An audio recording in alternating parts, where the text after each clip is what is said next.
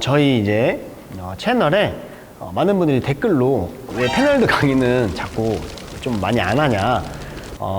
처음에 이제 패널드 강의를 시작을 했는데 좀 소홀해진 것 같다고 이렇게 말씀도 많이 해주시더라고요. 그래서 앞으로는 패널드 강의도 빼놓지 않고 같이 병행해서 할 생각이니까요. 너무 그런 것 때문에 서운해하지 않으셨으면 좋겠습니다. 자, 그래서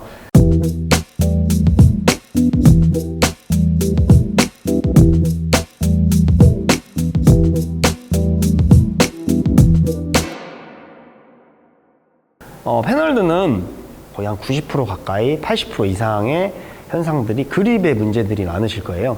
패널드 분들이 흔들린다고 했을 때는 그립을 검지가 너무 많이 들어가신다든지, 자 그러면 여기가 끝에가 보시게 되면 이렇게 좀 약간 뜨게 돼 있죠. 검지를 너무 넣었을 때 뜨게 되면 약간 또 흔들리고, 그렇다고 엄지를 너무 많이 넣었을 때도 이렇게 또 비게 되죠. 그래서 흔들리게 되니까요. 그립은 항상 검지는 라켓 그립 반 정도에서 당겨준다는 느낌을 가지시고요. 반 정도 넣고 당겨준다. 그리고 엄지를 살짝 너무 빼지 마시고 살짝 고무에 닿을랑 말랑 할 정도로 잡으셔서, 이 패널드 유저분들한테 제일 중요한 건 그립에서 안정감 있게 잡으셨을 때는, 자 뒤에는 2개 잡으시면 되고요. 2개를 잡았을 때는 안정감 있을 때는 타구가 보편적으로 거의 뭐 흔들리는 느낌이 거의 없다고 보시면 될 거예요. 근데 이게 예를 들어 이 라켓 헤드 끝부분이라든지 이런 부분들이 약간 바깥으로 빠져 있다. 여기서 뭐 이렇게 안 흔들리게 잡을 수 있지만 확실히 각이 안 나오기 때문에 이렇게 또 손목을 좀 쓰게 되시죠. 이런 식으로. 아까보다 흔들리는 느낌을 좀 받으실 수가 있죠. 그래서 패널드 유저분들은 그립이 어떻게 됐나, 그리고 라켓 각도 있잖아요.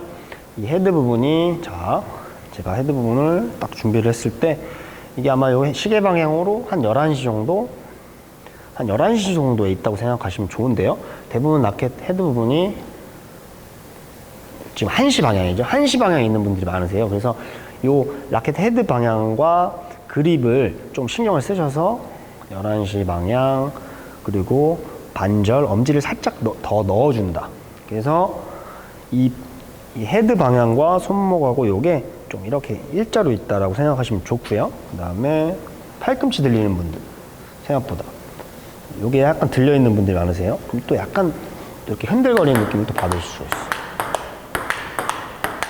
그래서 뭐 이런 점들만 체크하신다면 뭐 맞는 면도 안정감 더 찾을 수가 있고요. 좀 더 정확하게 게임이라든지 연습을 하실 수가 있으시니까요. 패널드 전문도 몇 가지 포인트를 가지고 연습을 좀 하시면 좋을 것 같습니다.